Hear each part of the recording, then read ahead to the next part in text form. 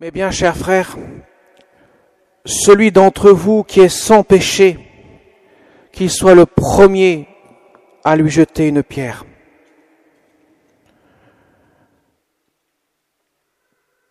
Vous imaginez la situation. Les scribes et les pharisiens veulent piéger Jésus. Ils ont trouvé une affaire en or. Une femme prise en flagrant délit d'adultère. La loi de Moïse les condamne systématiquement, c'est la lapidation. Alors pour un bon juif, la loi de Moïse ne peut pas être injuste, elle est forcément juste. Donc si Jésus dit qu'il ne faut pas la lapider, il est injuste. Et en même temps, s'il dit qu'il faut la lapider, qu'il faut la lapider, il paraîtrait manquer de douceur. Donc on va le piéger. On est sûr de le piéger. Et Jésus garde le silence. Leur cœur aveuglé se déchaîne. Ils persistent, comme dit saint Jean, à le questionner. Et alors là, la réponse, elle est cinglante. De quoi décoiffer? Une réponse qui va les renvoyer à leur propre conscience. Que celui d'entre vous qui est sans péché, qu'il soit le premier à lui jeter une pierre. La réponse inattendue. Jésus ne dit pas « il faut la lapider » ou ne pas la lapider. Il les renvoie à leur propre conscience. Regardez votre cœur. Est-ce que vous êtes sans péché? Dans ce cas-là, n'hésitez pas. Allez-y. Commencez par la lapider. Et saint Jean nous dit, après avoir entendu cela,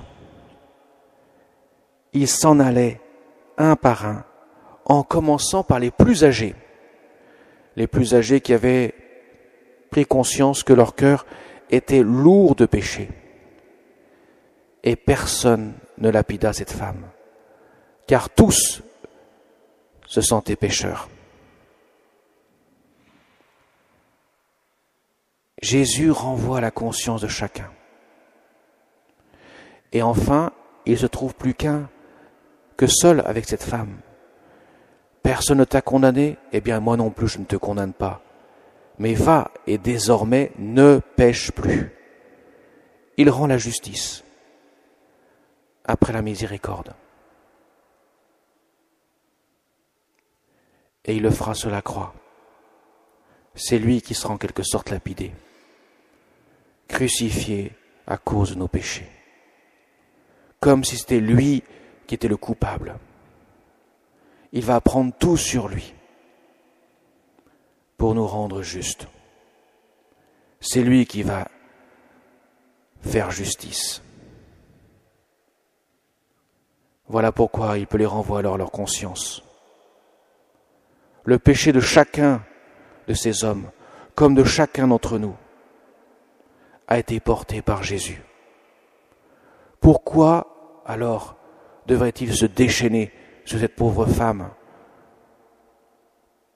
puisque lui-même a payé la leçon, la rançon de ce péché, comme de tous les péchés. Vous voyez mes chers amis, Jésus ne peut pas faire autre chose que de renvoyer à notre conscience lorsque nous sommes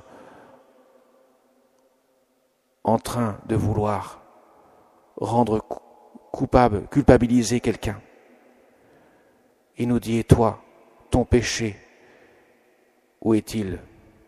Au fond de ton cœur, bien fermé sous une chape de plomb, personne ne le voit, mais moi je le vois. Je ne t'accuse pas, mais mets en lumière cela, et ton cœur ainsi pourra accueillir la miséricorde. Mes chers amis, cet évangile nous renvoie à ce beau sacrement qu'est le sacrement de la réconciliation. Beaucoup me disent, c'est difficile de se confesser. C'est difficile d'aller voir un prêtre qui est lui-même un pécheur et dire ses péchés. Comment va-t-il se comporter? Est-ce qu'il va nous juger? Mes chers amis, cet évangile ne peut pas ne pas résonner dans le cœur du prêtre. Tu veux condamner quelqu'un parce que tu vois le péché chez lui? Et toi, dans ton cœur, où en est-il? Est-ce qu'il est pur? Est-ce que tu peux te comporter en juge alors que toi-même tu es pécheur? Vous voyez, mes chers amis, nous ne pouvons pas nous comporter comme des juges, mais comme des témoins de la miséricorde de Dieu. C'est extrêmement important de comprendre cela. Alors vous allez me dire, mais pourquoi faut se confesser? On peut le dire directement à Dieu. C'est pas un sacrement. La grâce du sacrement n'est pas là. Elle est absente. Et ça ne fait pas le travail dans notre cœur.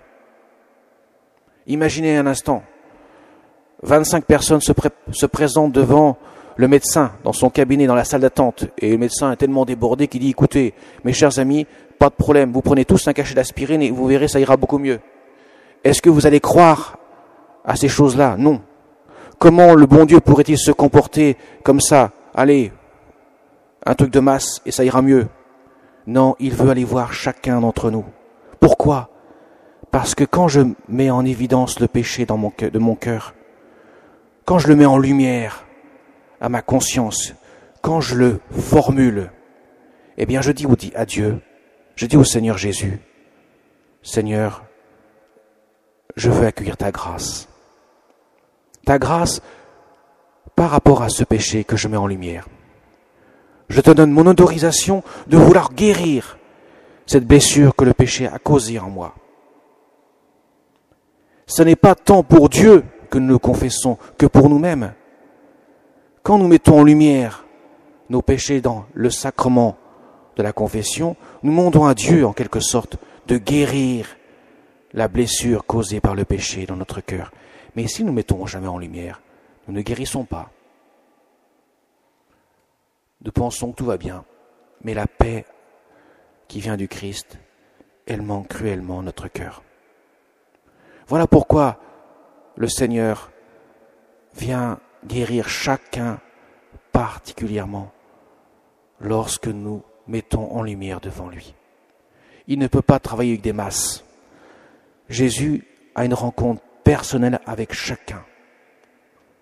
Voilà l'importance de rencontrer le Seigneur en tête-à-tête, pourrait-on dire, pour que notre conscience puisse se libérer d'un fardeau, d'un poids qui emprisonne notre cœur.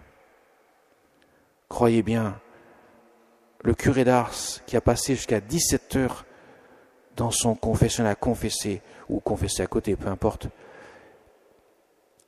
eh bien, lui qui est le curé, le patron de tous les curés de l'univers, c'est que s'il a passé autant de temps dans une journée à confesser, c'est que c'était important, sinon il ne l'aurait pas fait. Il voyait les miracles se produire dans les cœurs se libérer de tant de fardeaux. J'ai un confrère qui est à Lourdes et qui est chapelain à Lourdes. Et il me racontait, je passe mes journées à confesser. Il m'a dit, tous les jours je vois des miracles, tous les jours. Des personnes prisonnières depuis des années. Et enfin, il trouve la libération. Il rencontre le Seigneur. Et Dieu ne peut apporter que de la paix. Cette paix qui vient de lui, que de l'amour miséricordieux. Vous voyez cette femme, son péché mis en lumière, elle sait ce qu'elle mérite, mais elle accueille la miséricorde du Seigneur. Elle lui fait confiance, car Jésus vient la libérer d'un fardeau qui la pèse tant. Le va et désormais ne pêche plus, c'est l'encouragement à vivre de la miséricorde du Seigneur. Alors certes, nous allons peut-être recommencer le lendemain, mais ce n'est pas parce que nous recommençons qu'il faut s'en dispenser d'aller voir la miséricorde du Seigneur. Quand un enfant grandit, est-ce qu'il grandit du jour au lendemain? Les mamans, les papas, quand vous demandez à votre enfant de faire telle chose, est-ce qu'il vous répond instantanément oui, d'une seule fois. Et parfois, il faut répéter des fois et des fois, des centaines et des milliers de fois pour faire un adulte. Eh bien, croyez bien, nous sommes comme des enfants devant le Seigneur. Nous avons besoin de nous laisser sans cesse toucher par sa miséricorde. Alors la Vierge Marie, qui est notre Mère du ciel, qui elle-même était totalement transparente à l'amour de Dieu, qui n'avait pas besoin, elle, de confesser quoi que ce soit comme péché, puisque son cœur était transparent, limpide, ne cherchant qu'à faire la volonté de Dieu, même lorsqu'elle subit l'affreux tourment de la croix de son Fils bien-aimé. Elle est là, portant dans son cœur toutes les souffrances de son Fils, ces souffrances qui viennent de tous les hommes. Elle les accueille pour les offrir à Dieu, offrir l'amour pour cela, offrir l'amour, toujours l'amour. C'est ce que Dieu nous demande. Nous les chrétiens, nous devons être des témoins de l'amour de Dieu, ne pas nous laisser succomber par le mal qui peut envahir le monde, mais au contraire porté par l'espérance de la miséricorde. C'est en cela que nous pouvons être des témoins de la miséricorde de Dieu et que Dieu peut relever les cœurs. Car le plus grand péché qui serait, vous le savez tous, c'est le péché contre l'Esprit Saint. C'est quoi le péché contre l'Esprit Saint? C'est le péché de désespoir, c'est le péché du renoncement à la miséricorde de Dieu, c'est le péché de ne pas vouloir se relever après le péché. C'est dire que Dieu n'est pas assez puissant pour me sauver. Alors Dieu ne peut rien pour cela. Il ne peut pas empêcher un cœur de vouloir se relever, de ne pas vouloir se relever si tel est son désir. Alors il faut demander au Seigneur de cultiver en nous les vertus d'humilité, de charité, pour que nous puissions laisser la miséricorde de Dieu nous imprégner et nous porter vers l'espérance qui nous conduise à la vie éternelle.